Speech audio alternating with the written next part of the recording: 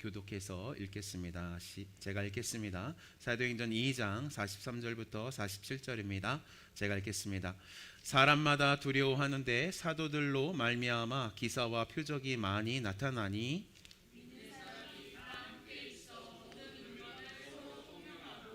또 재산과 소유를 팔아 각 사람의 필요를 따라 나눠주며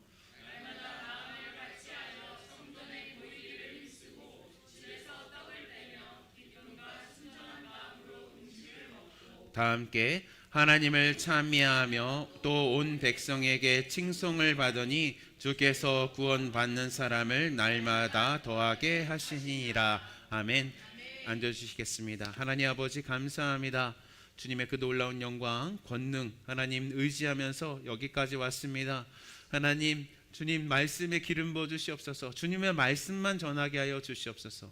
하나님, 그 어떠한 것도 하나님 방해할 수 없도록 주여 기름 부어 주시옵소서. 감사합니다. 예수 그리스도의 이름으로 기도했습니다. 아멘.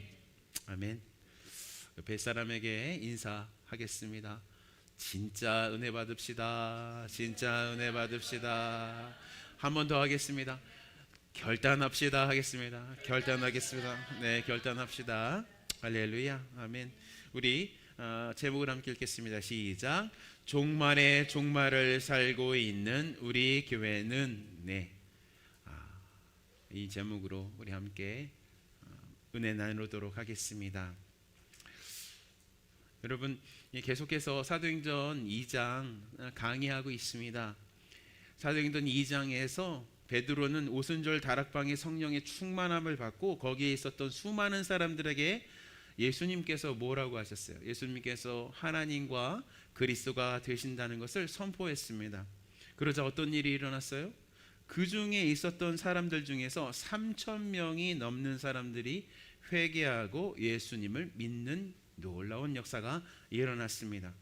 왜 그런 현상이 일어났다고 말씀하고 있습니까? 예수님께서 어떻게 하셨어요? 십자가와 부활 사건으로 사망의 권세를 완전히 깨뜨리셨기 때문이었습니다. 믿으십니까? 아멘. 예수님께서 십자가와 부활 사건으로 이루신 그 승리의 길을 따라서 누가 오셨어요? 성령 하나님께서 이 땅 가운데 오셨기 때문에 그런 일이 일어난 것입니다.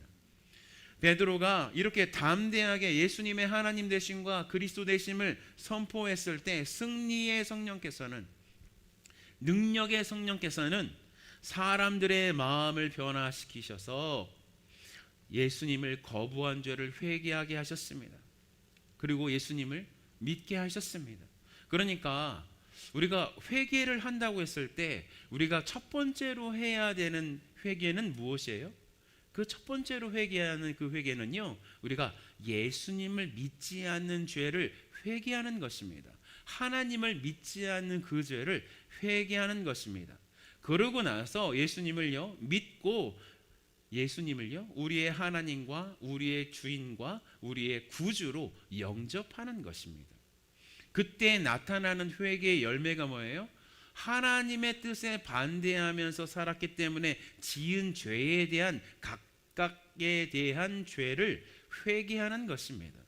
만약에요 우리 삶 가운데서 이 두 가지의 회개가 아직까지 일어난 적이 없다면 우리는 정말로 구원을 받은 사람이 아닐 수도 있다는 거예요. 굉장히 이제 무서운 이야기입니다. 어떤 사람은 이렇게 이야기할 수도 있습니다. 저는 어머니 뱃속에서부터 교회를 다녔기 때문에 그냥 예수님 그냥 문화적으로 믿어졌어요. 그래서 저의 삶 속에는 그렇게 획기적인 회개가 일어난 적이 없습니다 라고 말하는 사람도 있을 수가 있습니다. 그런데 그렇게 말씀하시는 것은 성경에서 말씀하고 있는 회개와 믿음을 오해한 것일 수도 있는 것입니다. 성경에서 말씀하시는 믿음과 회개는요 전인격적으로 일어나는 회개와 믿음인 것입니다.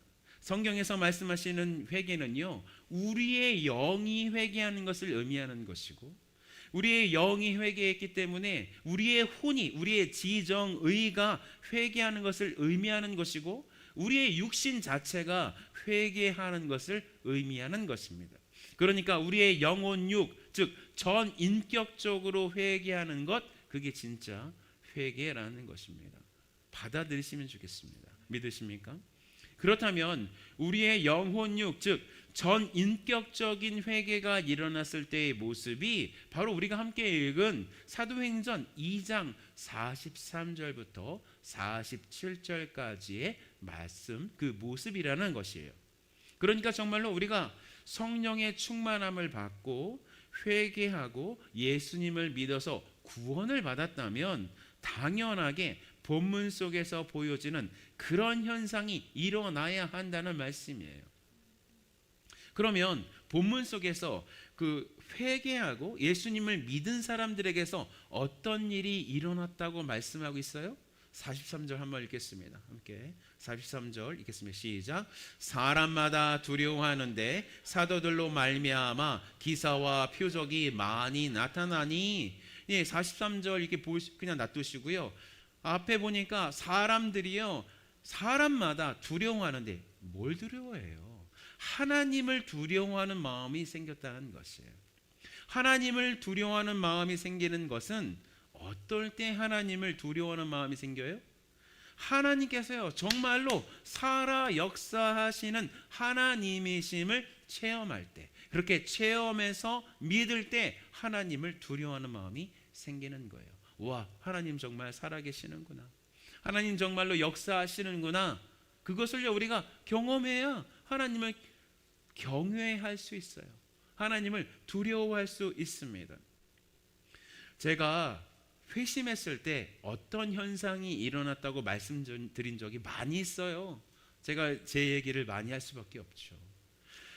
제가 고등학교 2학년 때 정말 하나님 살아계시면 저에게 제발 나타나게 해달라고 기도했을 때 어떻게 했어요? 성령 하나님께서 저에게 임하셨는데 어떻게 임하셨습니까? 오른쪽에서 번개가 한 번 치고 왼쪽에서 한번 번개가 한 번 치고, 그리고 나서 하나님께 따지듯이 얘기하는 저의 이야기가 말이 완전히 바뀌기 시작했습니다. 혀가 꼬부라지기 시작했어요. 방언으로 하나님께 기도하기 시작했습니다. 그리고 나서 한동안 방언으로 그렇게 기도하고 나고 나니까 눈물 콧물을 쏟으면서 땀도 흘리면서 기도하고 1시간 정도 그렇게 기도하고 나니까 전도사님이 그렇게 방언 기도하는 저를 따로 불러다가 예수님을 영접시키셨어요. 복음에 대해서 설명해 주시고 전도사님이 예수님을 영접하는 그 기도를 시키셨습니다. 그리고 나서 제가 사물들을 보았는데 사물들이 완전히 다른 사물들이 되었습니다. 완전히 다른 세상이 되었습니다. 제가 어디 출신이냐면 공업 도시인 인천이었습니다. 인천이 제 고향입니다. 그 당시 제가 고등학교 다녔을 때 인천은요 공장들이 너무 많아가지고 하늘이 희뿌였어요. 그냥 우중충한 날씨가 있는 것이 인천이었습니다. 그런데도 저는 그 우중충한 하늘을 보면서 와, 하나님이 저기 계시는데, 정말 하나님께서 정말로 저기 계셔서 나의 모든 것을 지켜보시는데 나를 구원하시려고 예수님을 보내주셨는데 라고 하는 그 사실이 믿어졌기 때문에 저의 말과 행동이 완전히 바뀔 수밖에 없었습니다. 제가 어떤 사람이었냐면 이 고등학교 2학년 남자애들 특징이 뭔지 아십니까? 욕으로 시작해가지고 욕으로 끝나요. X로 시작해가지고 X로 끝납니다. 차마 여기에서 말씀드리지 못할 정도로 그렇게 욕쟁이였어요. 왜요? 동료 그 학생 친구들에게 지기 싫어서요. 세 보이고 싶어가지고 그렇게 욕을 하는 거예요. 그런데요, 욕을 할 수가 없었어요. 제가 화가 많은 사람이었어요. 괜히 다른 사람에게 해를 끼치는 것을 좋아하는 사람이었어요. 그런 걸 할 수가 없는 사람이었습니다. 왜냐하면 하나님이 무서워졌기 때문이에요. 하나님을 경외했기 때문입니다. 그러니까요, 오늘 본문에 등장하는 초대교회 성도들이나 저나 우리나 무엇 때문에 하나님을 경외합니까? 하나님께서 정말로 살아계신 하나님이시고 정말 그 하나님께서 우리의 죄를 심판하시는 하나님이심을 경험하여 믿기 때문에 이렇게 하나님을 경외하는 삶을 사는 것이에요. 이렇게 하나님을 경외하는 삶을 살고 있을 때 무슨 현상이 일어난다고 말씀하고 있어요? 43절 계속 볼게요. 43절. 예, 함께 읽겠습니다. 다시 한번 읽겠습니다. 시작. 사람마다 두려워하는데 사도들로 말미암아 기사와 표적이 많이 나타나니, 예, 사도들로 말미암아 기사와 표적이 많이 나타나는 삶을 살 수밖에 없는 것이에요. 여러분, 하나님을 경외하는 삶을 사는 사람들에게는 분명히 하나님께서 일으키시는 기적이 분명히 따라오게 되어 있습니다. 따라오게 되어 있습니다. 저는 말씀 중심의 목회자입니다. 근데 말씀 중심의 목회자인데 어떻게 말씀 중심의 목회자냐면 이 말씀에서 일어난 모든 기적과 표적이 믿는 자에게 따라올 것이라는 그 믿음을 가지고 있는 목회자입니다. 여러분, 저와 같은 믿음이 있어야 우리 함께 신앙생활할 수 있어요. 여러분 믿으십니까? 성경에 나타나는 모든 기적은 우리에게 나타날 수 있음을 믿고 하나님을 경외하는 자들에게 그런 일이 일어난다는 것을 믿고 나아가는 우리들이 되어야 될 줄 믿습니다. 여러분, 하나님을 경외하는 사람에게만 이런 일이 일어나는 거예요. 하나님을 믿는 사람에게만 이런 일이 일어나는 것입니다. 그러니까 하나님을 경외한다는 것이 무엇이에요? 하나님께서 바로 내 옆에 우리 안에 계심을 느끼고 나의 마음과 나의 모든 결정을 다 보고 계시다는 그것을 인식하면서 살아가는 것, 그것이 바로 하나님을 경외하는 것입니다. 유식한 말로 코람데오라고 해요. 코람데오, 주님 앞에서라는 뜻입니다. 여러분, 하나님께서는 속임을 당하지 않으세요. 하나님께서는요, 만홀히 여김을 받으시지 않으십니다. 그러니까 거짓 믿음과 거짓 경외함으로는 이런 일이 일어날 수가 없다는 거예요. 하나님을 정말로 믿고 경외해야 하나님께서 역사하시는 것을 우리는 경험할 수가 있는 것입니다. 혹시 내가 다른 것들보다 하나님보다 다른 것들을 더욱더 의지하고 있다면 우리는 하나님을 믿고 있지 않은 거예요. 혹시 내 마음속에 살아남으려면 다른 사람들처럼 이렇게 세상과 타협하고 살아가는 것 정상이지라고 생각하고 우리 삶을 그렇게 세상과 타협하고 산다면 우리는요, 하나님의 기사와 표적을 경험할 수가 없어요. 하나님을 경외하지 않기 때문입니다. 제가 대학생 때입니다. 저는 그때 저의 삶을 하나님 앞에서 살려고, 코람데오의 삶을 살려고 그렇게 노력했었어요. 하나님을 경외하는 삶을 살려고 노력했었습니다. 거기서부터 출발해가지고 지금까지 온 것입니다. 물론 저도 넘어진 적이 많죠. 저도 물론 타협한 적이 있죠. 하지만 그때마다 하나님께서 은혜를 주셔서 오뚜기처럼 다시 일어나서 하나님을 경외하는 삶을 계속해서 쭉 살아왔습니다. 그때 하나님께서요, 제가 다니는 대학교를 위해서 하루 금식을 할 것을 원하셨습니다. 제가 이야기도 한 적이 있습니다. 그리고 하나님께서 주시는 음성이 뭐냐면, 그리고 이 음성이 하나님으로부터 오는 음성인 것을 확증시켜 주시기 위해서 그 음성이 저의 그 영혼 안에 울리는 음성이, 너가 그렇게 금식 기도하고 난 후에 저녁 때 먹을 음식이 단팥빵임을 알려주셨어요. 하루 종일 학교를 위해서, 그리고 제 동아리 친구들을 위해서, 선교단체 친구들을 위해서 금식을 하고 나서 저는 대학생 예배 모임에 참석해서 예배를 드렸습니다. 그런데 지하철역에서 제 친구가 저의 이름을 부르는 것이었어요. 웅재야, 웅재야 부르는 거예요. 순간적으로 제가 뒤를 돌아봤죠. 뭐가 날라오는 거예요. 뭐가 날라와서 오른손으로 탁 잡았어요. 뭐겠습니까? 단팥빵. 단팥빵이에요. 그 단팥빵을 먹었을 때 저는 단순히 그 달콤한 단팥빵을 먹은 것이 아니라 뭘 먹었겠어요? 하나님의 살아계심의 증거를 먹은 거죠. 하나님의 은혜 자체를 먹은 것입니다. 하나님의 살아계심의 그 증거 자체를 저의 몸에, 저의 위에 각인시키듯이 그렇게 꼭꼭 씹어 먹었습니다. 그래서 제가 지금도 단팥빵 좋아해요. 여러분, 정말로 하나님의 살아계심을 경험하고 싶으세요? 하나님의 기적과 표적을 경험하고 싶으세요? 오늘 본문에서 등장하는 사람들처럼요, 하나님을 두려워하면서 살아야 합니다. 하나님을 무시하면 하나님께서는요, 역사하지 않으세요. 언제 역사할까요? 심판하실 때 역사하세요. 그때 하나님을 경외하며 살 때 하나님의 살아계심, 하나님의 표적, 하나님의 기적을 경험하면서 살 수 있음을 믿으시기 바라요. 그렇다면 우리 공동체는 어떤 공동체예요? 우리 서로가 성령 하나님을 경외하면서 살기 때문에 성령 하나님께서 당신의 생명과 은혜로 묶어주심을 경험하는 공동체.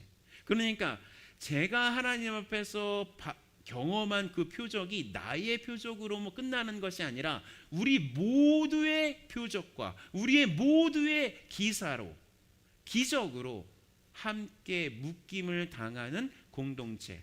이 공동체가 우리 둘러싸인 침례교회인 줄 믿으시기 바랍니다. 이 인식 없이는 우리가 신앙생활할 수가 없어요.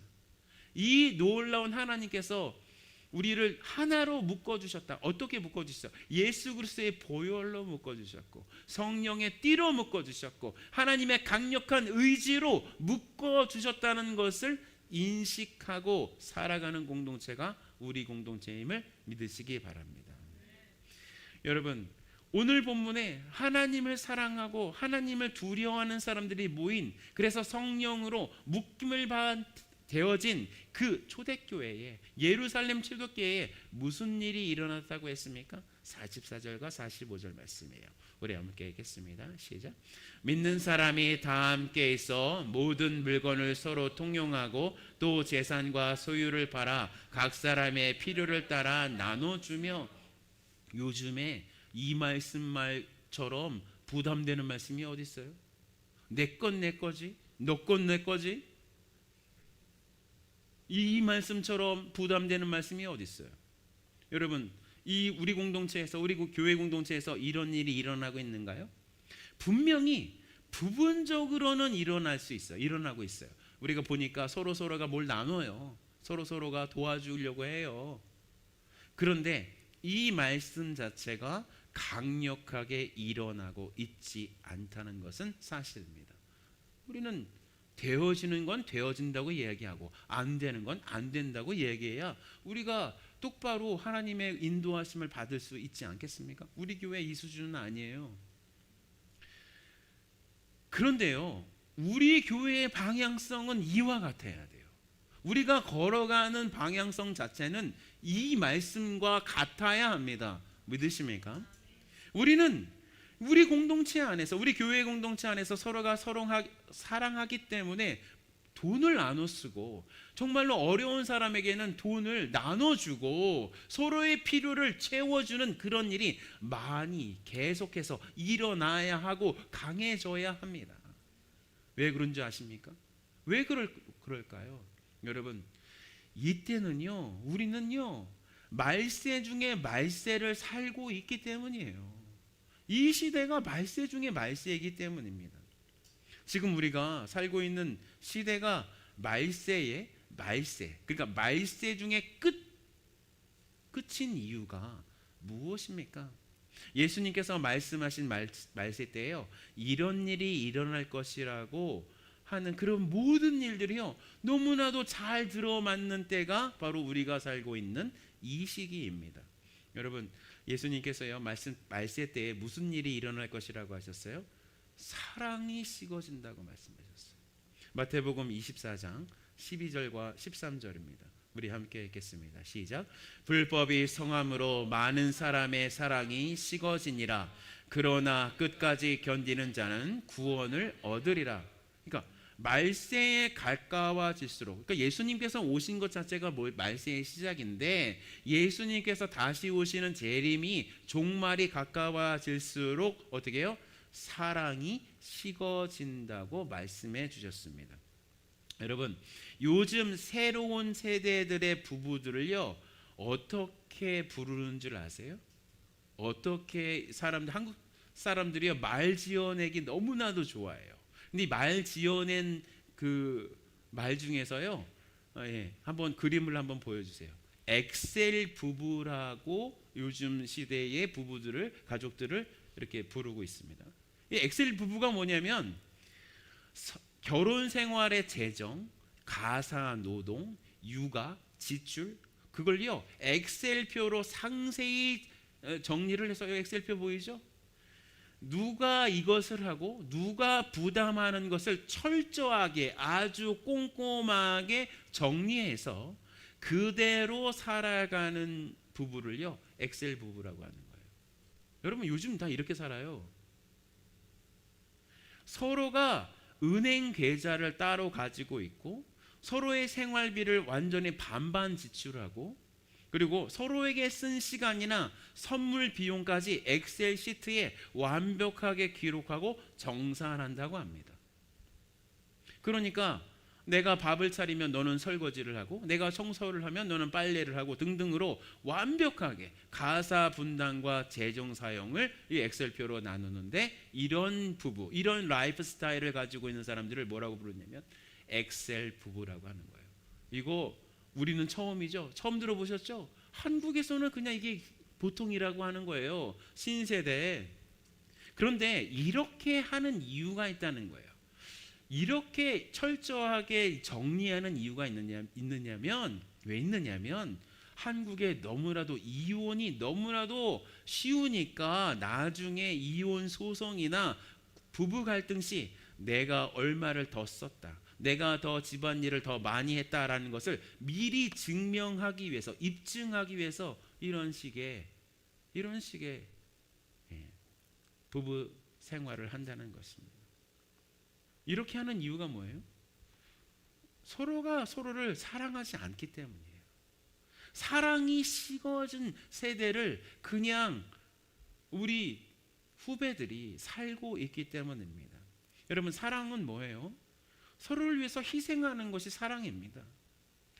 그런데 예수님께서 말씀하시는 사랑이 식어진다는 것은 아무리 가족이라도 그 희생을 하지 않게 되었다는 것을 의미하는 거예요. 이처럼 예수님께서 말씀에는 뭐예요? 사랑이 식어진다는 말씀이 먼저 어디에서 일어났어요? 부부간에, 가족간에 먼저 일어나고 있습니다.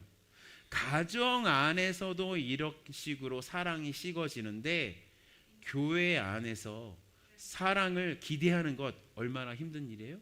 아까 말씀드렸죠? 네, 우리가 함께 이제 읽은 44절 45절 서로가 서로를 필요를 채워주는 거, 이거 정말로 요즘 교회 안에서 기대할 수 있을까요? 정말로 힘들어진다는 것입니다. 그런데 정말로 하나님을 사랑하는 것과 공동체 안에서 서로를 사랑하는 것이 정말인가를 시험하는 자가 일어난다고 성경은 말씀하고 있어요. 심지어 그 일을 누가 보내셨냐면 하나님께서 직접 보내셨다고도 말씀하고 있습니다. 우리 새벽기도 참석하시는 분들은 너무나도 익숙한 말씀이죠. 데살로니가 후서 2장 9절부터 12절 말씀이에요. 우리 함께 읽겠습니다. 시작. 악한 자의 나타남은 사탄의 활동을 따라 모든 능력과 표적과 거짓 기적과 불의의 모든 속임으로 멸망하는 자들에게 있으리니, 이는 그들이 진리의 사랑을 받지 아니하여 구원함을 받지 못함이라. 이러므로 하나님이 미혹의 역사를 그들에게 보내사 거짓 것을 믿게 하심은 진리를 믿지 않고 불의를 좋아하는 모든 자들로 하여금 심판을 받게 하려 하심이라. 그러니까 우리는 지금 말세 중에 말세를 살고 있는데, 이 말세 때는 우리의 믿음과 사랑이 누구에게서 시험을 받아요? 적그리스도에게 시험을 받아서 정말로 믿는 사람이 누구인지, 정말로 믿음대로 말씀대로 살아가는 사람이 누구인지를 시험받게 하실 것이라는 것입니다. 그리고요, 이 모든 말씀을 누가 하신다고요? 이런 일을 누가 하신다고요? 네, 주님께서 직접 하시는 것이에요. 그러니까 적그리스도에 나타나는 것이 적그리스도가 잘난 체하면서 혼자 그 어떠한 능력으로 나타나는 것이 아니라 하나님께서 허락하셨기 때문에, 하나님께서 허락하셨기 때문에 그런 일이 일어나는 거예요. 그러니까 지금 우리는 지금 말세를 살고 있는데, 이 말세 때에는 적그리스도에게, 사단에게 우리의 믿음을 시험받는 그런 시대를 살고 있다는 것입니다. 그리고 그 시험에 통과하지 못하는 사람들은요, 예수님을 배신해서 배교하는데 그냥 쉽사리 넘어가게 될 거예요. 데살로니가 후서 2장 3절이에요. 이 말씀이 이 말씀입니다. 함께 읽겠습니다. 시작. 누가 어떻게 하여도 너희가 미혹되지 말라. 먼저 배교하는 일이 있고 저 불법의 사람 곧 멸망의 아들이 나타나기 전에는 그날이 이르지 아니하리니 라고 했습니다. 그러니까 하나님께서 직접 적그리스도를 보내시는 이유는 예수님을 믿는 것처럼 보이는 가짜 신앙들을 가려내기 위해서예요. 가짜 교회를 가려내기 위해서라는 것입니다. 하나님께서는 분명히 사람들의 속을 그냥 아세요. 그런데 하나님께서 가짜 신앙을 가지고 있는 사람들을 심판하실 때 그들이 하나님의 심판에 정말로 순복하기 위해서, 나는 가짜 신앙을 가지고 있었구나라는 것을 스스로 인정하기 위해서 뭘 보낸다고요? 적그리스도를 보낸다는 거예요. 보내신다는 거예요. 그리고 적그리스도에게 가짜 신앙을 가지고 있는 사람은 판판이 넘어져서 적그리스도를 따라가는 그 삶을 살 수밖에 없다고 말씀하고 있는 거예요. 제 말씀이 아니에요. 제가 어떻게 꾸며에 대해서 말씀드리는 것이 아니라 그냥 성경 그대로 여러분에게 말씀드리는 것입니다. 그러니까 자신들이 하나님이 아니라 적그리스도를 따라가는 것을 스스로 인정하기 위해서 하나님께서요, 직접 적그리스도를 보내신다는 거예요. 그리고 적그리스도를 따라간 사람들은 다 어떻게 돼요? 죄다. 가짜 신앙을 가지고 있는 사람들은 다 죄다. 하나님을 배신하고 배교하는 그 역사 가운데 들어가게 된다는 것입니다. 이런 말세 때예요, 우리 혼자의 믿음의 힘으로 이 적그리스도의 시험을 통과할 것이 아니라는 말씀이에요. 그러니까 진짜 교회 공동체에서 서로 사랑하고 서로 나누는 삶의 형태를 가지고 살아가야만 이 말세의 때를요, 함께 지나갈 수 있다는 것이에요. 혼자 지나가는 것이 아니에요. 함께 믿음으로 지나가는 것입니다. 물론 나는 헤벨레하고 그냥 옆에 있는 사람들 함께 지나가는 것 아니죠. 각자가 선 상태에서 함께 연합해서 생명의 놀라운 역사로 하나로 이 말세의 때를 지나가야 되는 것입니다. 믿으십니까? 제가 저번 주에 하나님께서는요, 수미상관법으로 어떤 진리를 강조하신다고 말씀드렸어요. 처음에 나타난 강조점을 처음에 두시고 맨 마지막에도 강조점을 두셔서 수미상관법, 그러니까 이것이 굉장히 중요한 진리를 선포하실 때 하나님께서는 수미상관법으로 역사하신다고 말씀드렸습니다. 여러분, 오늘 본문에서 처음 교회 공동체가 시작되었을 때 그들은 서로가 서로를 너무나 사랑해서 서로를 위해서 나누는, 자신의 삶을 나누는, 자신의 돈을 나누는 공동체였다고 말씀드렸습니다. 교회의 첫입니다. 첫 시작입니다. 왜냐하면 그 당시 그들은 주변에게서 너무나도 핍박을 받았기 때문에 서로가 이렇게 사랑하고 있지 않고는, 서로가 서로를 도와주지 않고는, 채워주지 않고는 그 고난을 통과할 수 없었기 때문이었습니다. 그런데 이 지상의 교회의 시대가 거의 끝나가는 이 종말의 이 시절에도요, 지금 이렇게 교회 공동체에서 서로가 서로를 사랑하고 있어야만 이 고난을, 이 마지막 때를 잘 통과할 수가 있는 거예요. 믿으십니까? 이 말씀만큼 아멘 받기가 힘든 말씀이 없어요. 그런데 정말로 이렇게 아멘 하셔야 되는 것입니다. 그러니까 지금 종말의 시대를 살고 있는 우리가 서로 사랑하는 공동체 안에서 그 사랑을 실질적으로 실천하고 있는 상태여야 예수님의 재림에 영광스럽게 참여할 수 있다는 말씀이에요. 여러분, 그런데요, 수많은 그리스도인들이, 기독교인들이 지금 어떤 교회를 찾아 나서요? 자신은 예배만 드리고 헌금 조금 할 테니 자신 그냥 내버려 두라는 그런 편리한 교회를 찾고 있는 것이 사실 아닙니까?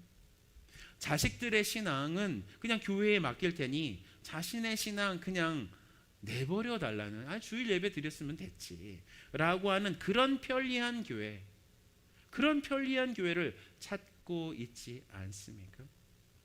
그래서 예배 때 옆에 앉은 사람이 잘 모르는 그런 교회가 좋은 교회라고 여러분 스스로 인정하는 시대가 이 시대가 아닙니까? 그런데 보세요. 그런 교회, 그런 신앙으로 마지막 때를 통과할 수 있겠어요? 그런 공동체 의식으로 분명히 이 마지막 때는 교회 공동체 안에서 하나 된 모습으로 생명의 놀라운 역사로 통과해야 되는데 그 모습으로 이 마지막 때를 통과할 수 있겠어요? 왜 배교가 일어나겠어요?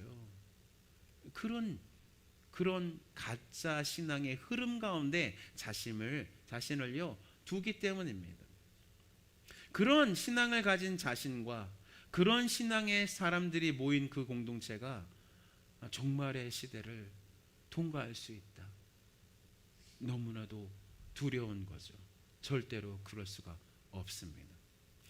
여러분, 그러면 이 종말의 시대 때 이 시대도 이렇게 흉흉해지는데, 그리고 이 사단이 이렇게 본격적으로 날뛰고 있는데, 적그리스도가 이렇게 통치하고 있을 때 우리 그리스도인들에게 먹을 것이 없을까 봐 두려워하시나요? 그러니까 우리 조금 타협해야 되지 않냐, 조금 이렇게 함께 가야 되지 않냐, 그래야 먹고 살 수 있지 않냐, 주님께서 자살하지 말라고 하지 않냐, 못 먹으면 죽는 거 아니냐, 여러분 그럴까 봐 두려워하시나요? 절대로 그럴 필요가 없어요.